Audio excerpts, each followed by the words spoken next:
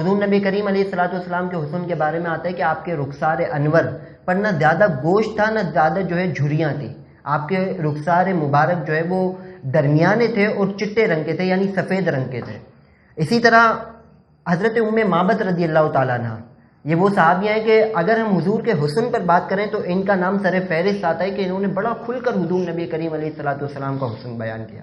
واقعہ دراصل یوں ہے کہ جب نبی کریم علیہ الصلوۃ والسلام نے جناب صدیق اکبر کے ساتھ ہجرت مدینہ کا سفر باندھا تو راستے میں آپ حضرت ام معبد کے یہاں پر تشریف لے گئے اور آپ نے ان سے سوال کیا کہ ہم چونکہ مسافر ہیں اور ہمارے پاس کھانے پینے کا ساز و سامان ختم ہو چکا ہے، تو اگر تم ہماری کچھ مہمان نوازی کر لو، کچھ ہمیں تم کھانے کے لیے پیش کر لو.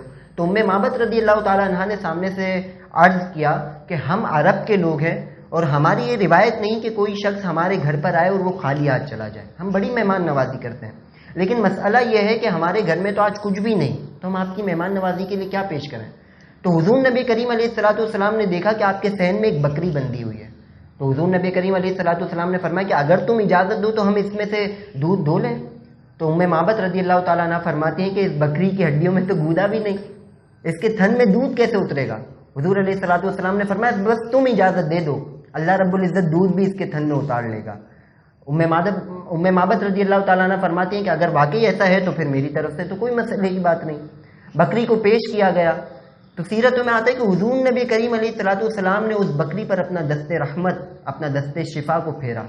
ابھی تک جس بکری کی ہڈیوں میں گودا بھی نہیں تھا، اس بکری نے جیسے ہی نبی کریم علیہ الصلوۃ والسلام کا دست رحمت اس بکری پر آیا، اس نے اپنی ٹانگوں کو پھیلایا، جھریاں لی، جھرجھرائی اور اس کی تھن میں دودھ اتر آیا.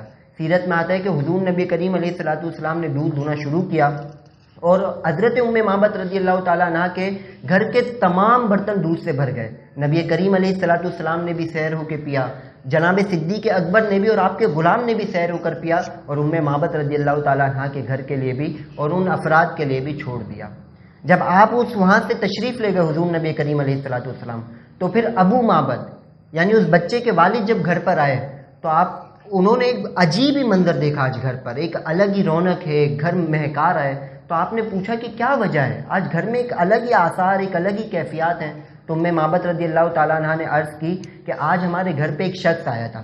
اب چونکہ حضور نبی کریم علیہ الصلوۃ والسلام کا نام پوچھنا تو بھول گئی تھی، تو اپنے طور پر نام رکھ دیا کہ وہ مبارک تھا، یعنی برکت والا شخص تھا.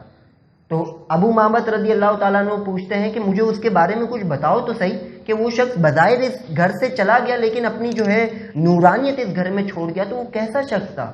تو ام معبد رضی اللہ تعالیٰ عنہ نے آپ کے حسن کو بیان کرنا شروع کیا. آپ حسن کو بیان کرتی ہیں کہ میں نے ایسا شخص دیکھا جن کا رنگ نکھرا ہوا تھا، چہرہ بڑا حسین تھا، چہرہ کھلکھلاتا تھا. آپ جب خاموش رہتے تب بھی آپ کی شخصیت میں ایک روب تھا، ایک وجاہت تھی، اور جب بات کرتے جب بھی آپ کی بات میں، آپ کی آواز میں ایک وقار و متانت بھی تھی، اور اسی کے ساتھ آپ کی آواز بڑی میٹھی بھی تھی.